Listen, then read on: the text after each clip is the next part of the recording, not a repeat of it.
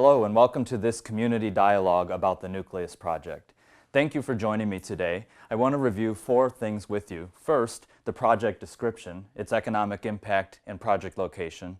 Next, a proposal that the Board of Education has received from the developer of the project. Thirdly, an analysis of the proposal, its pros and cons. And finally, the question before the board and the place where we need community input. First, the project description, including its economic impact and its project location. This is the nuCLEus project, a high-rise multi-use facility being planned for downtown Cleveland. The project is intended to be a mixed-use building at the center of downtown with about 125,000 square foot of retail and restaurants, about 200,000 square foot of office space, a 120-room luxury hotel, 406 apartments, 36 condominiums, and a 2,100 parking garage and surface parking space. It's intended to bring 3,000 construction jobs between now and 2021, when the building would be complete, would have 900 high compensation office sector jobs, would include 300 retail and service sector jobs in the restaurants and shops, and attract 360 new residents living downtown. The project has also already identified anchor tenants that would move in when the building opens and is anticipated to drive increases in residential and commercial rental rates in the downtown area. The project is located right downtown. It sits behind Progressive Field and the Q. The 9 is close by, as well as the arcade and the casino. A closer look, it is situated between Huron and Prospect, between Ontario and East 9th. nuCLEus is expected to cost about $542 million to build, but when it opens in 2021, it's expected to only be worth $250 million. That means that the developer will need to make up the gap between $250 million and $542 million, and that's why the developer is approaching the school district. So what is the developer asking? This is the developer's request and proposal. The developer is requesting something called a TIF, or a Tax Incentive Funding Agreement. Because nuCLEus will only be worth $250 million when it is completed, the funder has to fund the gap between the $250 million it will be worth when it's completed and the $542 million it will cost to build it. And the funder needs to be able to essentially pay off the mortgage, like your home mortgage. So the developer is seeking what is called a tax increment financing, or TIF, tax relief, both from the City of Cleveland and from the Cleveland Metropolitan School District in order to close the funding gap and essentially pay the mortgage for the nuCLEus project. So the way TIFs work, there are 2 different taxes that we pay as residents. One is to the City of Cleveland. This pays for our garbage service, our police, our fire, EMS, those sorts of things. And the other is to the school district for the operation of the schools. Most times, Cleveland TIFs have been what have been called school-friendly TIFs, meaning they've only focused on the city tax, a TIF from the city's fire, police, refuse, that sort of thing. This developer doesn't believe that he can pay the mortgage for nuCLEus on only the city portion of the tax. Instead, he is requesting a TIF from both the city and the school district, meaning that both of us would contribute to paying the mortgage during this 30-year period. And if he was granted it, then the taxes that were generated off of the nuCLEus building itself, instead of going to the city and the school district, would go to the mortgage payment for the next 30 years. Keep in mind that this does not change any other taxpayer's taxes. As a resident of Cleveland, my taxes will not go up and will not go down, regardless of whether this TIF is approved. And that we will continue to collect the property tax for the property nuCLEus will be built on, but we would not collect the taxes generated by the new building.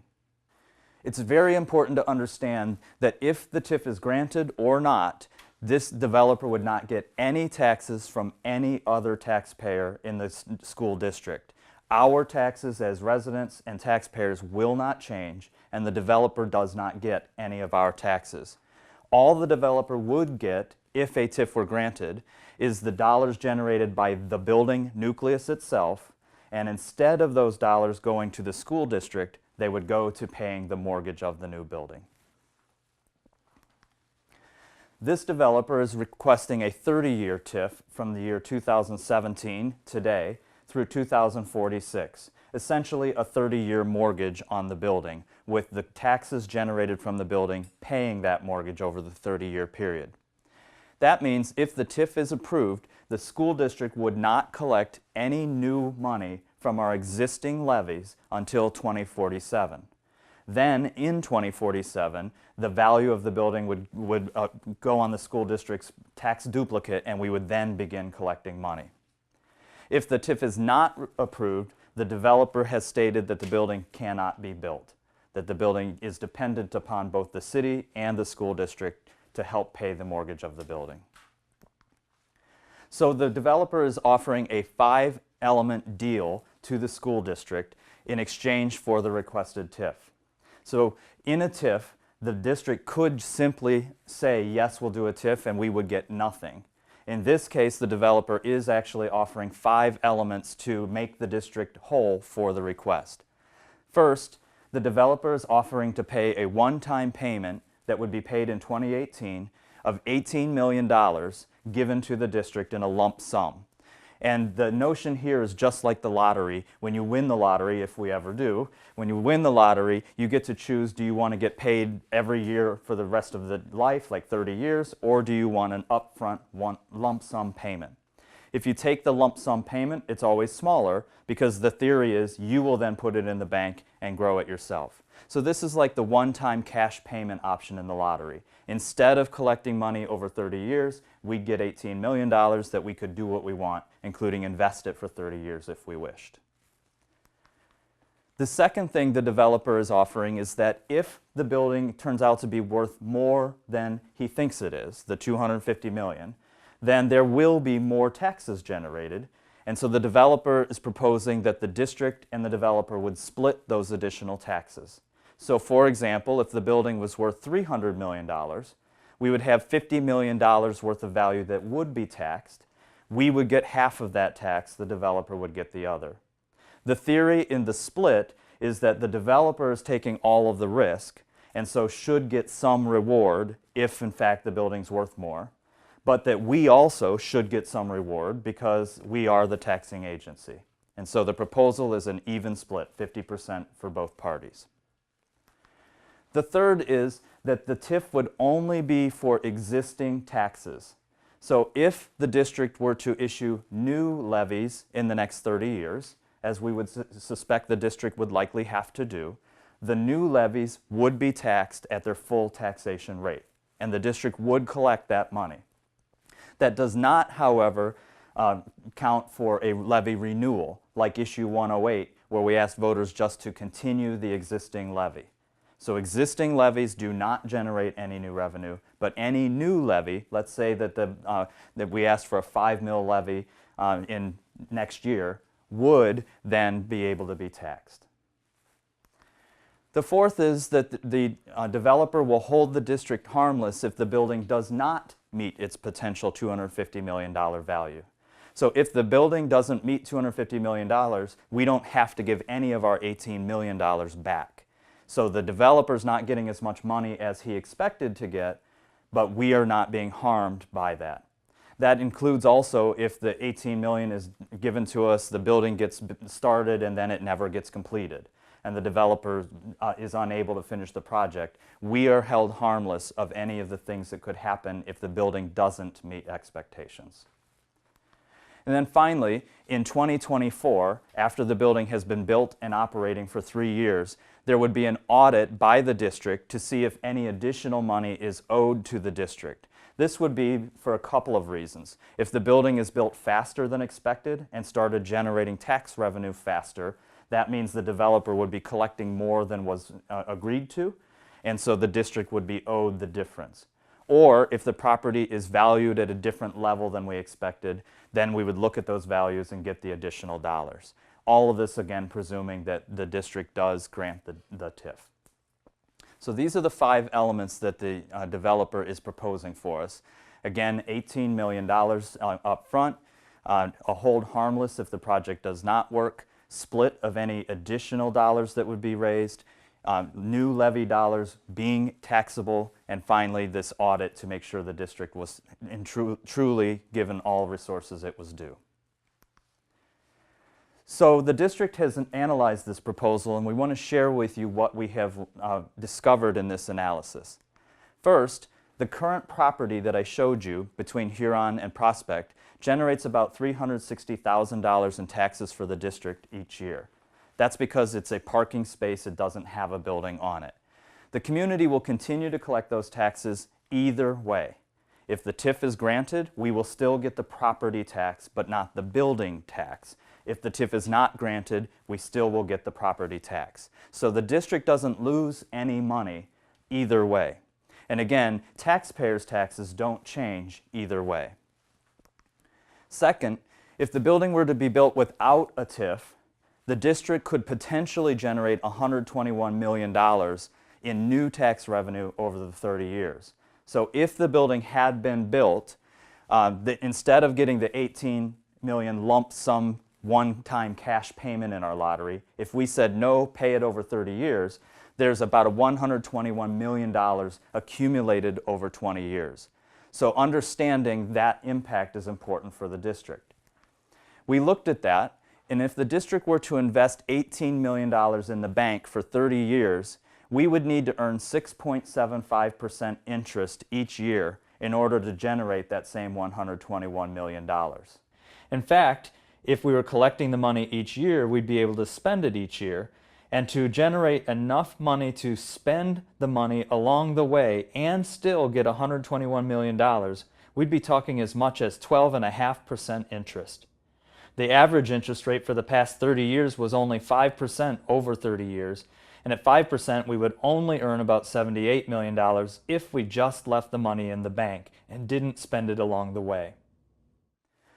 The district could put that $18 million into our capital improvement fund, and unlike your home, districts have two funds. Your general checkbook that you pay the bills and you invest in, and a separate one that's for your building your house and renovating your house. That's called our capital improvement fund. Our capital improvement fund is matched by the state of Ohio at a 2 to 1 match. So the state pays 2/3 of the costs, we pay 1/3 of the costs. So we could put the $18 million into our capital fund, match it with the state's 2/3 match agreement, and turn that $18 million into $56 million up front for the district. However, doing that means we can only do it with the state construction and renovation plan. We would not be able to put it in our general checkbook. If we did that at 5% interest, it would generate about $242 million.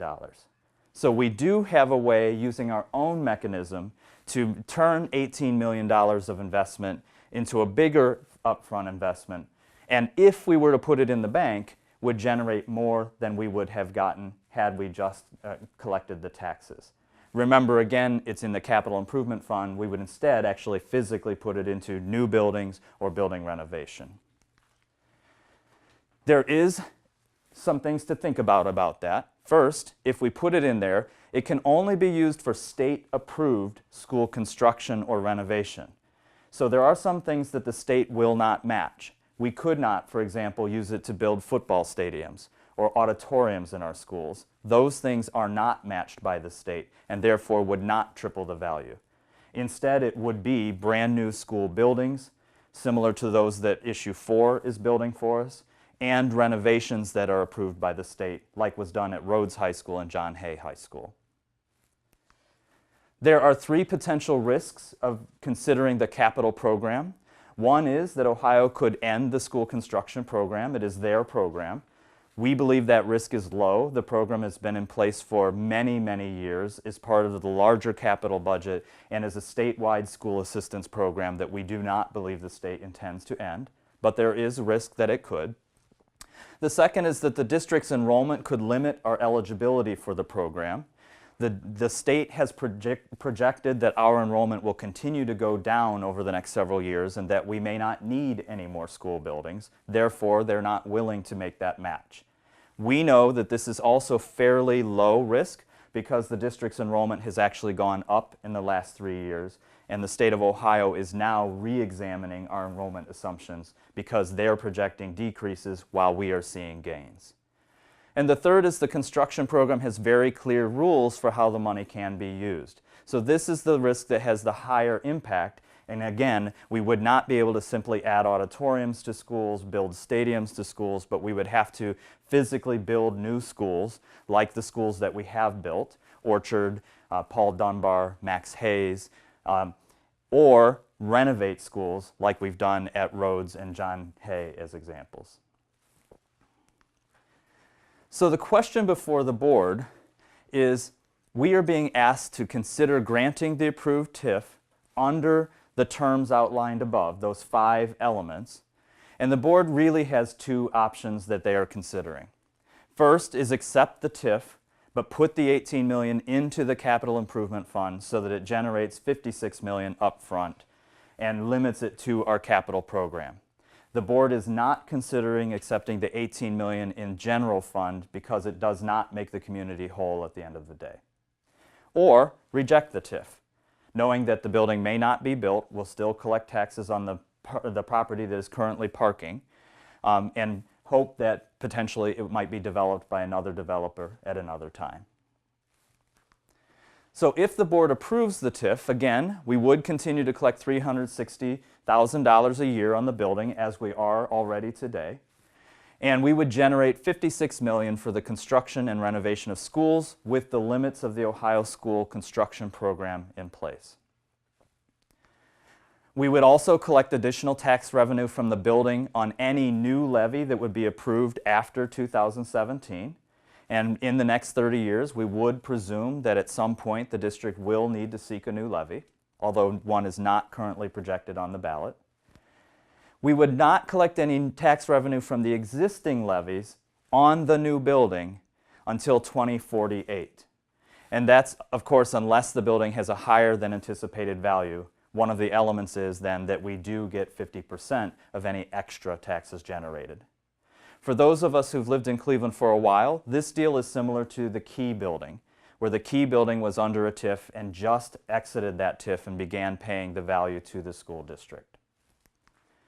If the board rejects the TIF, again, we still collect the $360,000, so that is a stable in either choice. However, we believe the project will not likely be built. Therefore, the district wouldn't expect any additional revenue unless a different project were to be built on this site. We would not project a new property on this site in the near term because the developer actually owns the land, and so the developer probably wouldn't sell it to somebody else to build a different building when he was not able to build his own. We also need to understand that if the board rejects the TIF, by state law, Cleveland City Council could still approve it. And if they did approve it, the deal does not exist. So what state law says is that first the district has to have a right of refusal. The question we're asking now, should we do the TIF or shouldn't we do the TIF? And we have the opportunity to try to bring the best deal to our community, the 5 elements you've seen. But if we say no, the ultimate authority lies with Cleveland City Council by law. So council could, if they chose, vote to approve the TIF anyway, but the deal doesn't exist. We simply don't collect the taxes. They go to the mortgage. We do know that City Council will have to consider a TIF for the city portion of the taxes as well. And I obviously can't say what decision City Council would make regarding the schools. They obviously are interested to know what decision the school district will support. So this is the input that we need from our community and also the timeline and process we will use. During the month of July, we will work to inform and educate residents district-wide about this requested TIF through presentations like this one, district mailings and telephone outreach to district residents, publication of stories in community newspapers and the Plain Dealer, district website information, a social media outreach, and a number of live community meetings and information sessions. And we will spend the entire month of July making sure that citizens understand the question that we're being asked before we ask to what the answer should be. We will also host public hearings to gather community feedback about the requested TIF. They will be from Saturday, July 29th through Sunday, August 6th. We will have both weekend meetings in the afternoon and evening meetings during the weekdays. We'll have meetings in all parts of the city where we will have this information session and question and answer opportunity available for our citizens. We are seeking input from our residents on 3 specific questions. First, what benefits do you see in the board granting this TIF request, if any? Is there any value for the board to considering this, and if so, what is it? Second, what risks do you see of the board granting this TIF, if any? So what would you want the board to be cautious about in making this decision? And then finally, knowing that residents are not necessarily board members, but if you were a board member, how would you vote? Would you vote to approve the TIF, or would you vote to reject the TIF? Resident feedback will be collected through an online survey available on the district's website until Monday, August 7th. The Board of Education will then hold a board work session on Tuesday, August 8th to review and publicly discuss the feedback that we receive from our residents. The board will also hold a board business meeting on Tuesday, August 22nd, and at the business meeting will choose to either approve or reject the TIF based on the feedback that they receive. To learn more about this proposed TIF, you can visit clevelandmetroschools.org/nuCLEus, where all of these materials will be available through August 7th. If you have questions that were not answered today or not answered in the materials on our website, you may submit them to nuCLEus at clevelandmetroschools.org. You will receive a reply within 2 business days acknowledging your question and providing answers if they are available, or acknowledging your question and pledging when you will have answers. And we will use those to update frequently asked questions, which will be listed on the district's website. If your questions are answered and you're ready to provide feedback to the board, please visit clevelandmetroschools.org/nuCLEus and complete our online survey.